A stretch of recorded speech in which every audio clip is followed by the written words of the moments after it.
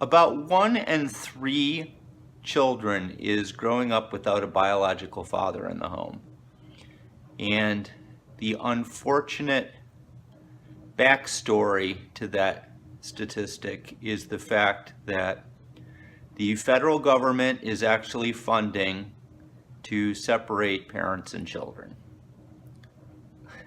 I know it sounds like something out of a bad sci-fi movie, but it's actually a fact. The federal government's Title IV funding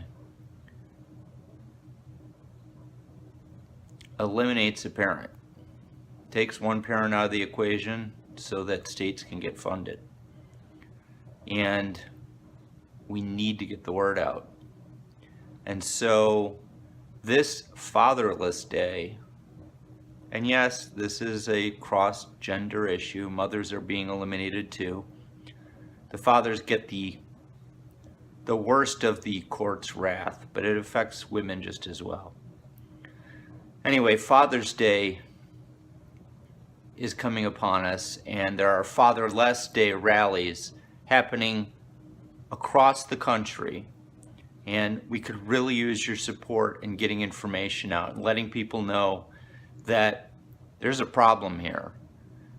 There are kids growing up without parents as a direct result of federal funding.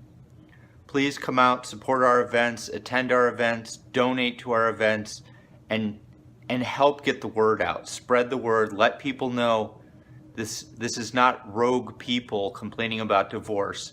There's an issue here, and it's an issue that affects all Americans. Thank you for your support.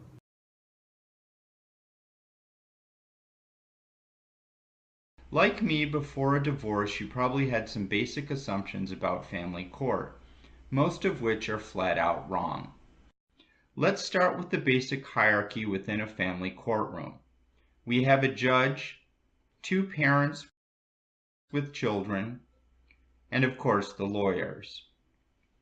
The lifeblood of the state-run court system is unequal custody scenarios.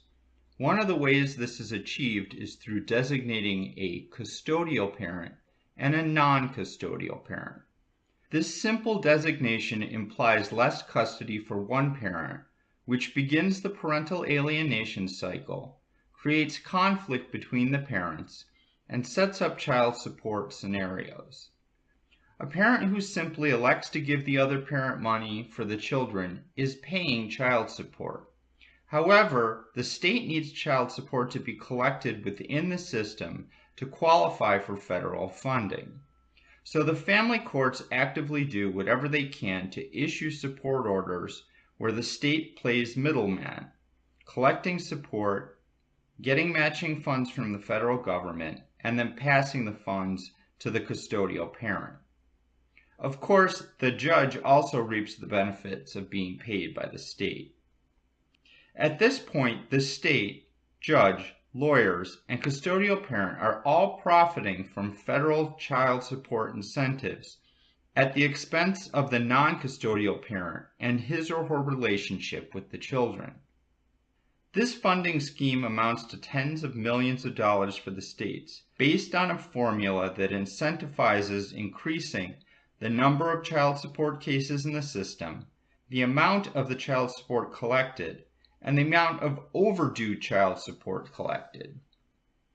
The vast majority of people are swept into this process so quickly that they don't have time to understand that the non-custodial parent designation will be used to strip them of their rights to their kids. While I'd like to report this is the horrible outcome, it is only the beginning.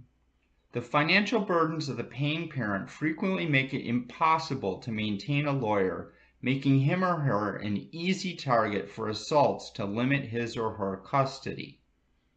Less custody means more child support. More child support means more federal funding.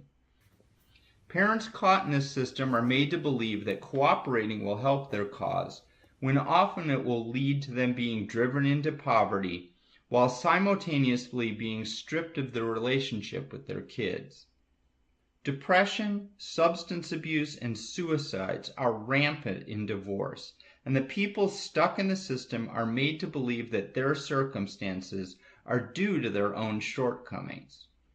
People who argue against the system and stop paying into it are labeled deadbeats, troublemakers, or mentally ill, and large military-like operations ensure child support collection by seizing bank accounts, paychecks, and driver's licenses. People are trapped in the system with no escape. The small numbers of people speaking out against it are brave enough to suffer the wrath of the courts, since freedom of speech is punishable in family court. How is all of this possible, you ask? Simple. Family courts occur behind closed doors, without juries, and without judicial oversight. The Constitution does not apply. The millions of parents and children being abused by this system are adrift, hoping that someday people not trapped in the system will see the light and join the cause. The United States Census Bureau reported in 2002 that $40 billion in transfer payments were made between households of custody parents and other parents. That money, $40 billion, is under the direction and control of family court judges in environments covered with confidentiality laws that protect the wrong people.